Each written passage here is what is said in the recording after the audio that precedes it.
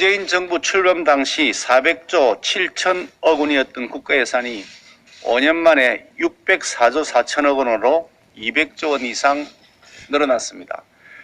이에 대해서 국가 채무는 문 정권 초기 600조 원에서 이제 1000조 원으로서 무려 400조 원이나 늘었습니다. 문재인 대통령이 야당 대표 시절 정부를 비판하면서 금과 옥조처럼 강조하던 국가 채무 비율 40% 원칙은 완전히 무너졌습니다. 2016년 당시 야당이던 민주당은 400조 원으로 편성된 정부 예산을 놓고서 빚더미로 국가를 운영하면서 예산을 제대로 안 쓰고 있다, 이렇게 비난했습니다. 그런데 여당이 되자 입장이 완전히 180도 바뀌었습니다.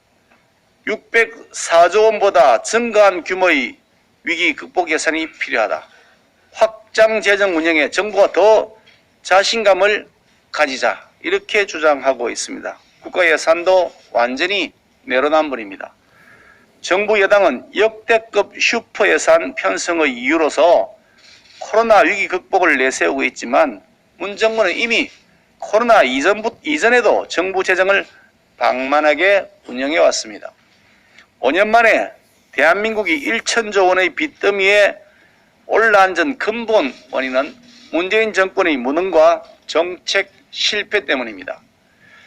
문 대통령은 임기 동안 공무원을 무려 17만 4천 명이나 정원하겠다는 터무니없는 약속을 했는데 결국 지금까지 무려 11만 7천 명이나 늘렸습니다.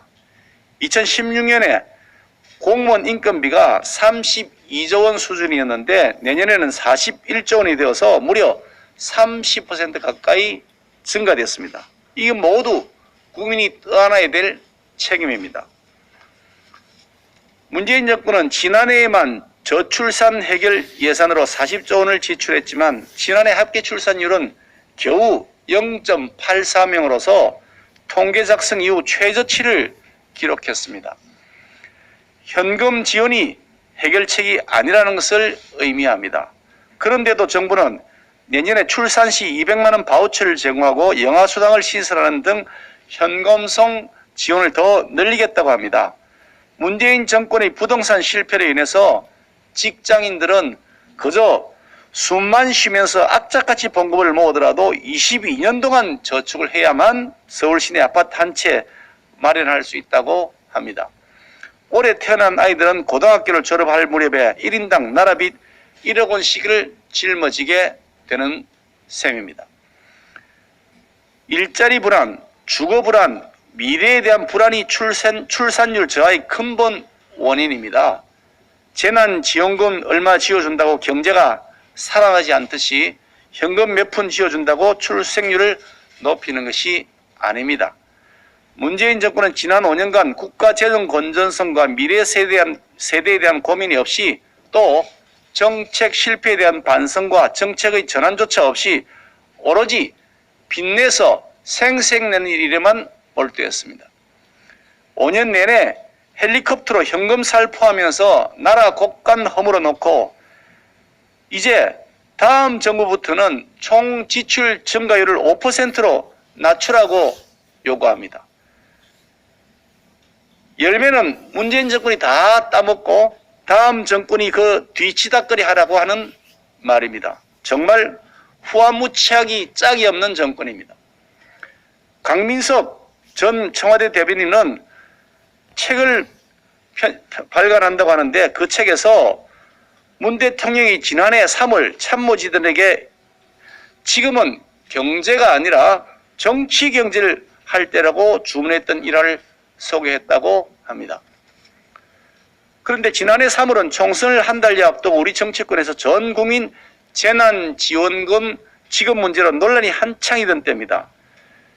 대통령의 정치 경제를 하라는 주문은 선거 승리를 위해 현금 살포하라는 말과 다름없습니다. 대통령의 국가 재정을 악용한 선거 개입 소지가 다분합니다. 그런데 이런 일이 지난해 3월 뿐이었겠습니까? 문재인 정권은 5년 내내 적극적으로 경제를 한 것이 아니라 정치 경제를 했습니다. 대통령이 나서서 정치 경제를 했으니 민생 경제가 이 지경이 된 겁니다.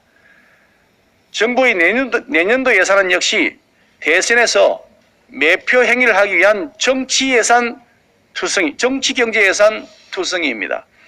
우리 국민의힘은 문재인 정권이 시도하고 있는 정치 경제 예산을 걷어내고 민생 경제 예산으로 바꾸도록 최대한의 노력을 할 것입니다.